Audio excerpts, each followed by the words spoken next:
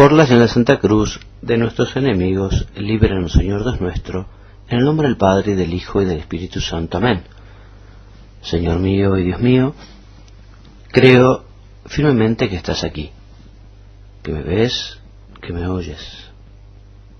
Te adoro con profunda reverencia. Te pido perdón de mis pecados y gracia para hacer con fruto este rato de oración.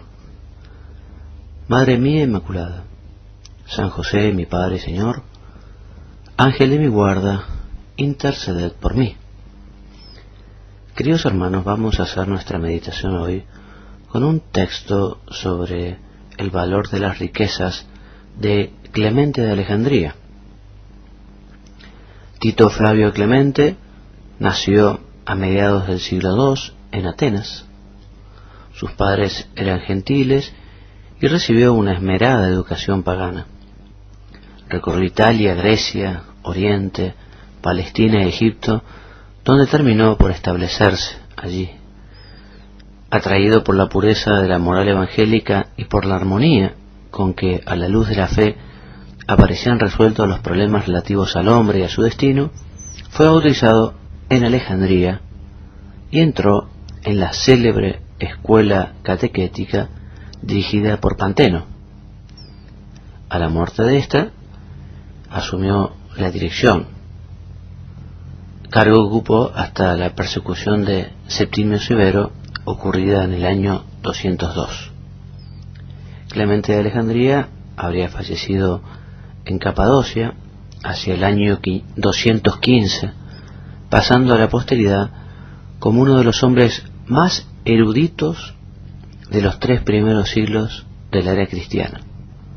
De hecho, se lo considera el iniciador de la teología sistemática, es decir, el primer escritor cristiano que recoge el saber filosófico profano utilizándolo en la exposición científica de la fe.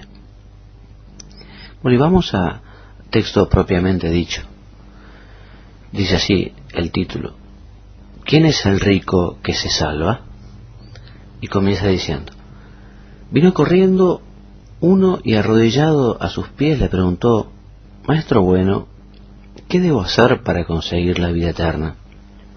Jesús, mirándole de hito en hito, mostró quedar prendado de él y le dijo: una cosa te falta. Anda, vende cuanto tienes y dalo a los pobres, que así tendrás un tesoro en el cielo. Y después, ven y sígueme. A esta propuesta, entristecido el joven, marchóse muy afligido, pues tenía muchos bienes. Nos lo narra Marcos en su capítulo 10, versículo 17 a 22. Y se pregunta Clemente: ¿qué es lo que le movió la fuga y le hizo desertar del maestro, de la súplica, de la esperanza y de los pesados trabajos? Lo de vende cuanto tienes.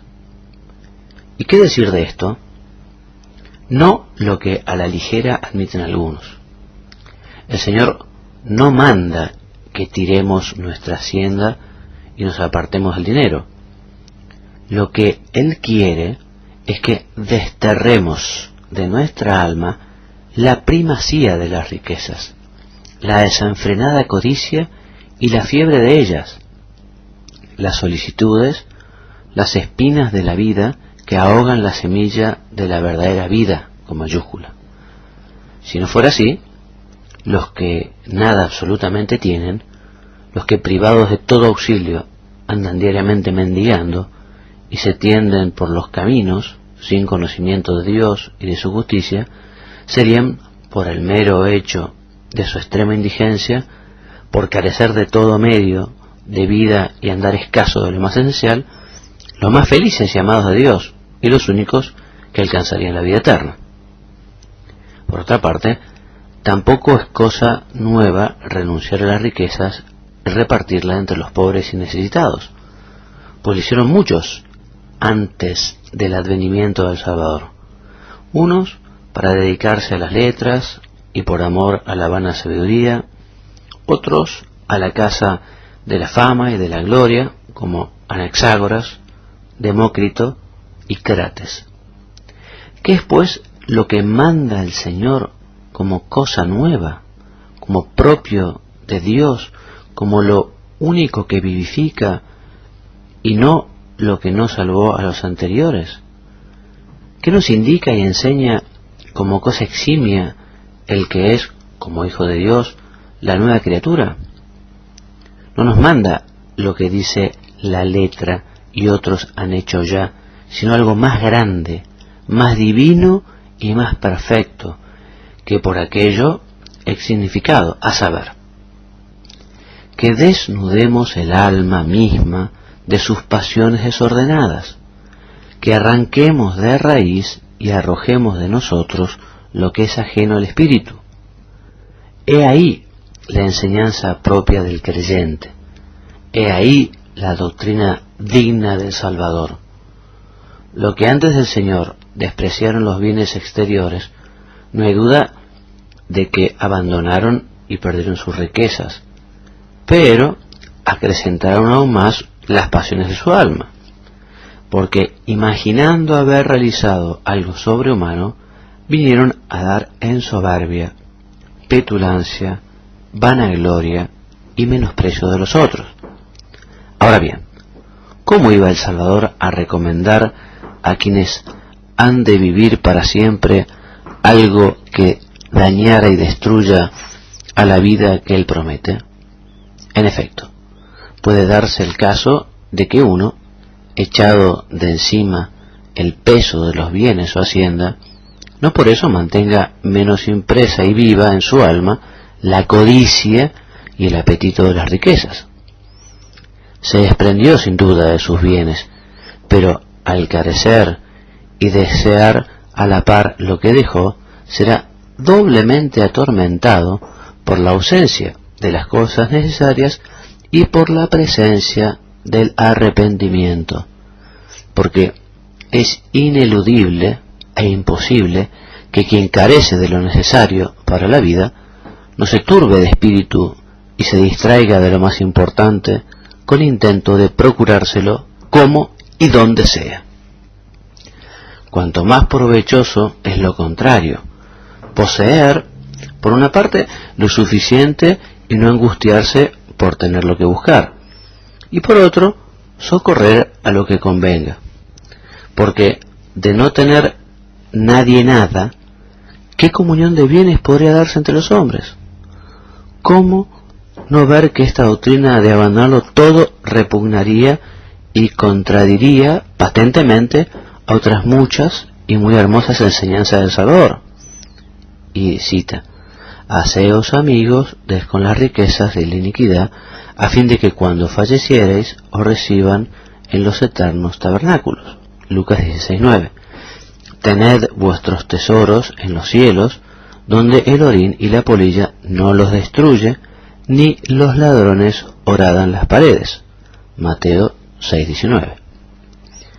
¿Cómo poder dar de comer al hambriento, de beber al sediento, vestir al desnudo, acoger al desamparado, cosas por las que, de no hacerse, amenaza el Señor con el fuego eterno y las tinieblas exteriores, si cada uno empezara por carecer de todo eso?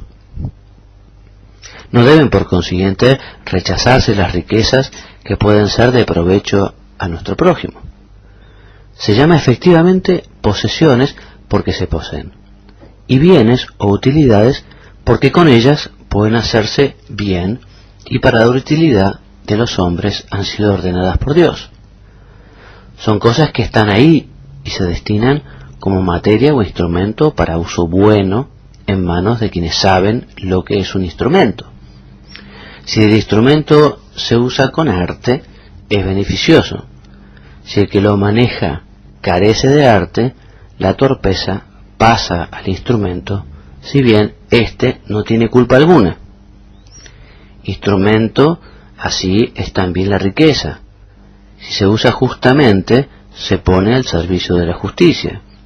Si se hace uso injusto, se la pone al servicio de la injusticia. Por su naturaleza, está destinada a servir, no a mandar. No hay pues que acusarla de lo que de suyo no tiene, al no ser buena ni mala. La riqueza no tiene culpa. A quien hay que acusar es al que tiene la facultad de usar bien o mal de ella por la elección que hace, y esto compete a la mente y juicio del hombre, que es en sí mismo libre y puede a su arbitrio manejar lo que se le da para su uso. De suerte que lo que hay que destruir no son las riquezas, sino las desordenadas pasiones del alma que no permiten hacer mejor uso de ellas. De este modo, convertido el hombre bueno y noble, puede hacer de las riquezas uso bueno y generoso. Hasta aquí el texto de San Clemente de Alejandría. La verdad es que la claridad de este texto es sorprendente, maravilloso, y puede ser un buen momento justamente este rato de oración para pedirle a Jesús que nos dé ese desprendimiento de las cosas de la tierra. Quizá mirándolo al niño Dios naciendo en Belén, también en esa gruta fría en la que Jesús poco tenía, pedirle al Señor, ayudarnos a ser desprendidos, a no apegarnos a las cosas, a no ser codiciosos, a no ser avaros, sino todo lo contrario, a ser hombres desprendidos, generosos, limosneros, que saben darle a las cosas el lugar que se merecen, que no ocupan un lugar desordenado en el corazón, que sepamos hacer aquello de vaciar nuestro corazón de lo que no es de Dios, porque donde están las riquezas, o sea, todo lo que se opone a Dios, no puede estar Él.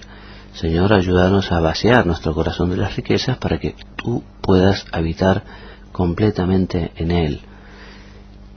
También es verdad que este desprendimiento de las cosas siempre supone espíritu de sacrificio, porque como todos tenemos esa tendencia desordenada, esa concupiscencia, el apego a las cosas materiales, el amor a las cosas materiales, siempre tiende, digamos, a exagerar.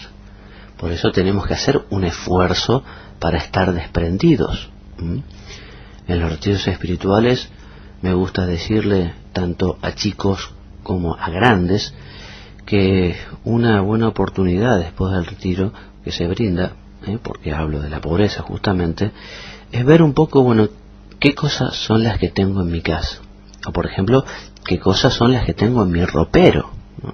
Y ver un poco y sacar las cosas de allí y decir, bueno, si hay cosas que yo no uso, ya pasaron 2 o 3 años y yo no he usado un montón de ropa, si está en buen estado, regalarla, si está en mal estado, tirarla, pero desprenderse de las cosas superfluas, de las cosas que uno no necesita, de las cosas que uno no usa. Lo mismo si tiene cosas que son buenas pero que realmente no las utiliza para nada, aprovecharlas y darlas generosamente para alguien que les pueda dar un uso debido. Es notable cómo ese desprendimiento de las cosas materiales libera una sensación de alegría, de entrega, ¿no? Mucho más sabiendo que con eso que nos sobra podemos estar ayudando también a alguno que lo necesita con muchísima urgencia. De modo que revisemos con frecuencia. ¿No tendré yo cosas superfluas que no necesito? ¿No habré adquirido algunas cosas por capricho, por vanidad, por tontería?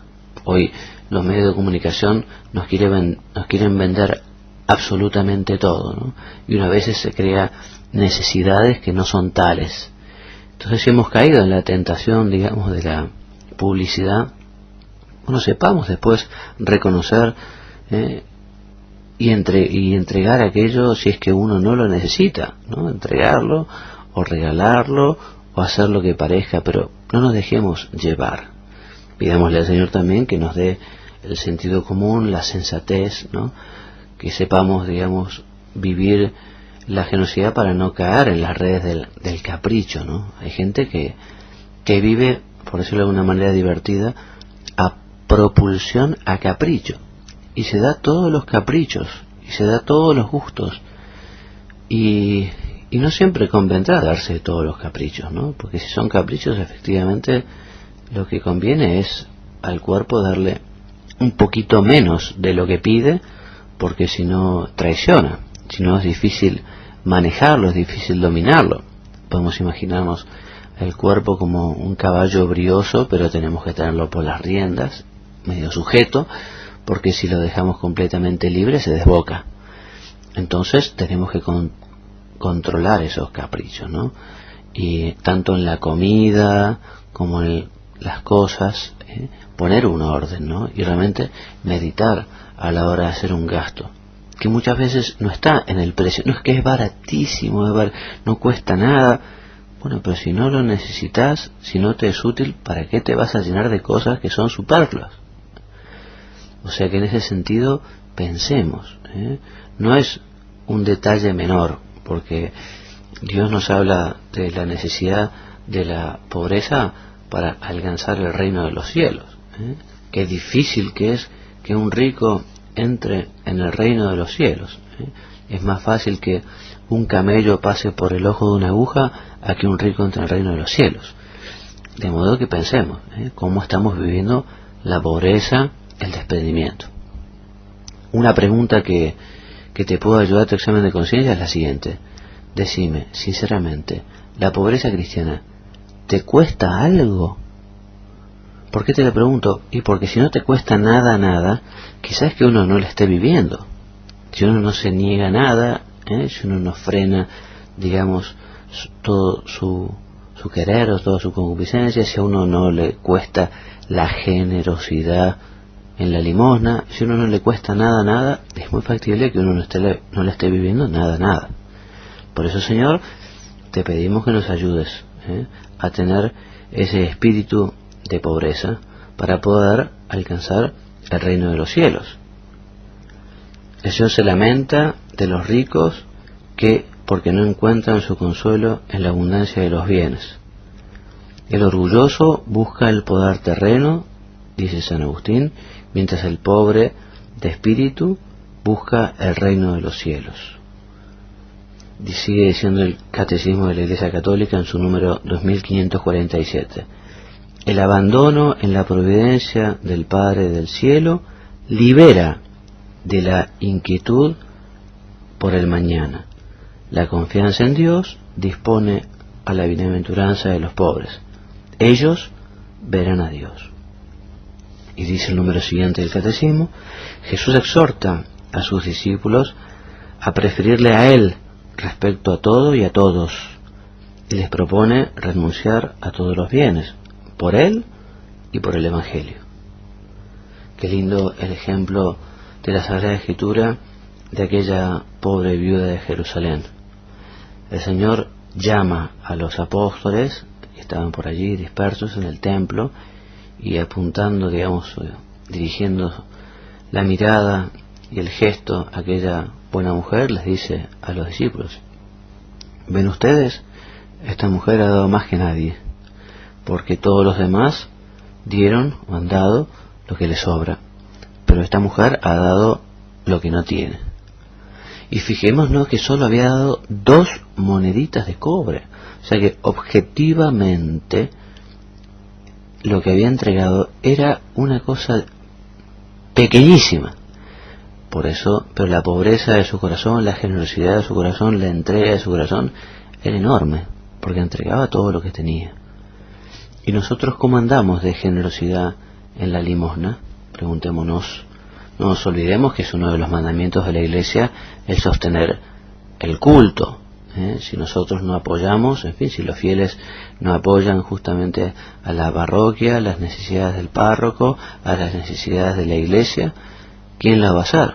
Es una obligación. ¿Cómo andamos de generosidad? A veces para nuestros propios gastos, en fin, nos reparamos en montos y después a la hora de ser generosos en la limosna con la Iglesia, uno es muy amarrete, muy quedado. seamos generosos, sabiendo que si somos generosos con Dios, también Él será muy generoso con nosotros. Huyamos también del pecado tremendo de la avaricia, ¿no?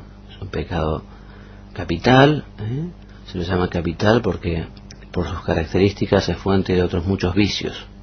Y ustedes saben que la avaricia es ese amor desordenado de las riquezas y demás bienes temporales, olvidando su destino.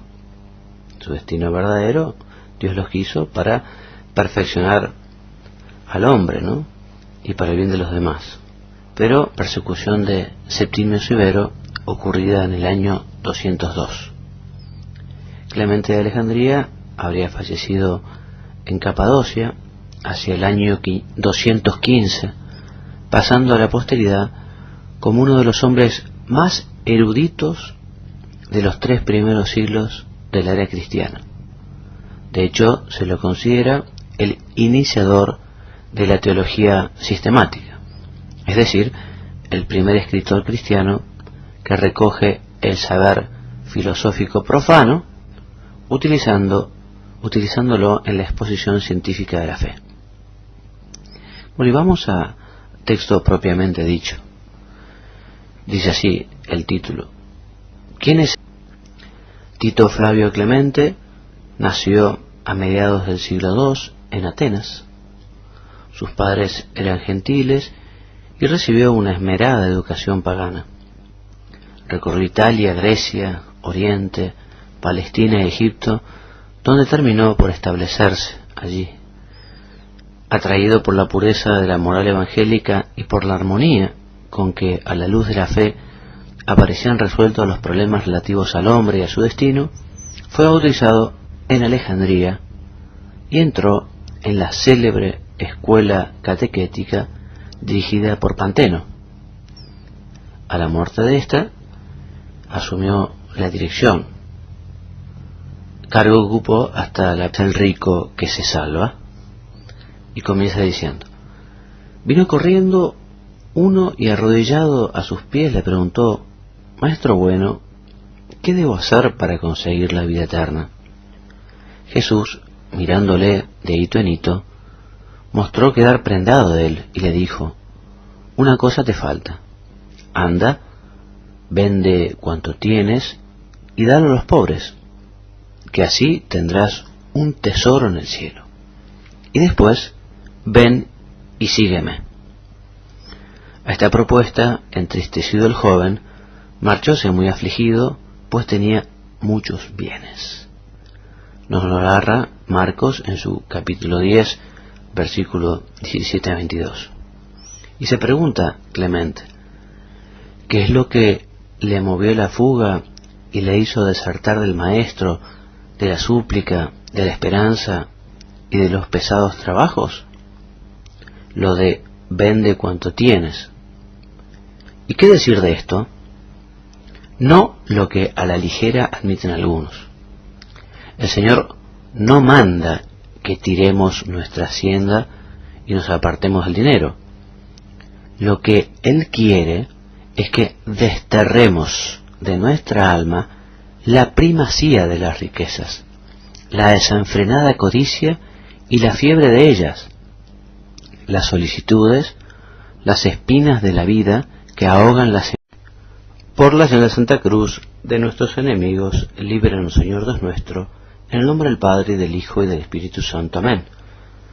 Señor mío y Dios mío, creo firmemente que estás aquí, que me ves, que me oyes.